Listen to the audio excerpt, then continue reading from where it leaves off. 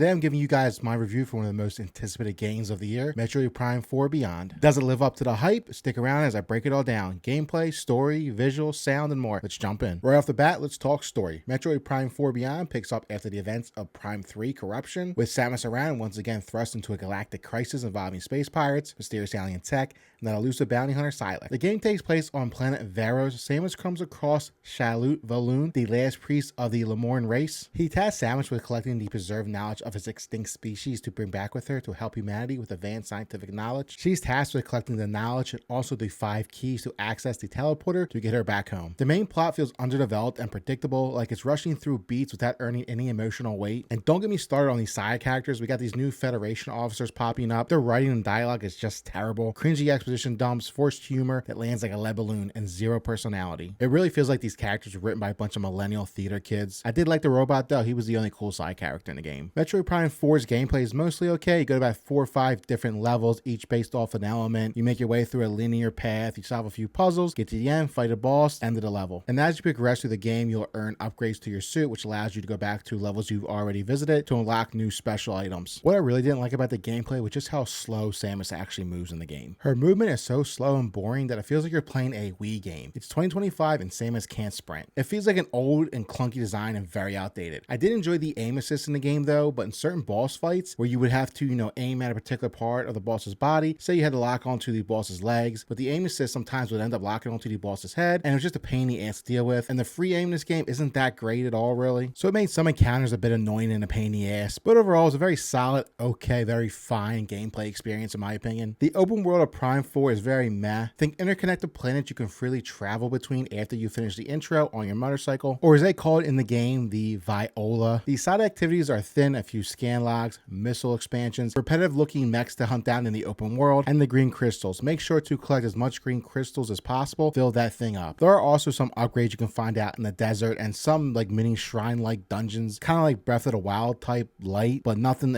as expansive as Breath of the Wild. It's like small little puzzles you do to earn upgrades and rewards to your suit and your ammo capacity, but nothing on the scale of craziness as like Breath of the Wild. Boss fights are phenomenal. Each major encounter is a multi-phase spectacle of bosses that have fantastic designs that complement the respective biomes. Additionally, each boss presents a unique challenge that makes defeating them an exciting experience and offers great rewards. Performance on the Switch 2 is chef's kiss. Running at a locked 4K 60 frames per second or 1080p 120 frames per second when in dock mode. In handheld, you have the choice of 1080p with 60 frames per second or 720p at 120 frames per second. It looks stunning either way. Lush alien ecosystems with god rays piercing through foggy jungles, reflective morph-ball on surfaces, and particle-heavy explosions that pop. Textures are crisp, no popping, and lighting is dynamic and gorgeous. And for the record, I played all of the game in docked mode on a Pro controller at 4K 60 frames per second. The detail on Samus's suit, especially in close-ups, are impressive. The subtle effects, such as the rain dripping off her visor when she looks up, or the way it falls off her arm cannon as she's moving throughout the world, are very well rendered. The character animations of the NPCs in the game are also very good, especially in their facial expressions when expressing emotions. The environments also look very good, from the howling winds and snowfall in the ice planet to the lava shooting up from the ground in the fire level. I'm impressed how well the Switch 2 handles this game, and I'm excited to see how much developers can push this hardware to its limits. The soundtrack is absolutely killer. Kenji Yamamoto and his team delivered orchestral bangers with their signature eerie synths and tribal percussions. Ambient tracks build tension and ramp up to heart-pounding beats during chases. Boss themes are amazing and will stick with you throughout the game. The atmosphere is peak Metroid. Desolate planets dripping with isolation, subtle horror and derelict stations. Even with bland open areas, the moody lighting and sound design make you feel small and vulnerable. The music and vibe together help carry the weaker parts of the game. So wrapping it up, Metroid Prime 4 is a solid return to form with killer bosses, gorgeous Switch 2 visuals, top tier music, and that unbeatable Metroid atmosphere. But it's held back by sluggish movement, weak story and characters, a bland open world, and a squandering of the main bad guy Psylocke. It's good, not great. Fans will eat it up for 20-30 hours if you want 100% the game, but newcomers might bounce off early due to the pacing. I give it a 7 out of 10. Grab it if you're a Prime diehard or want to flex your Switch 2, but temper expectations. What do you think? Have you played it yet? Drop your scores in the comments below, and we know what Switch 2 game you want me to review next. Also, like I said, collect all the green crystals. Thanks for watching, guys. Bye.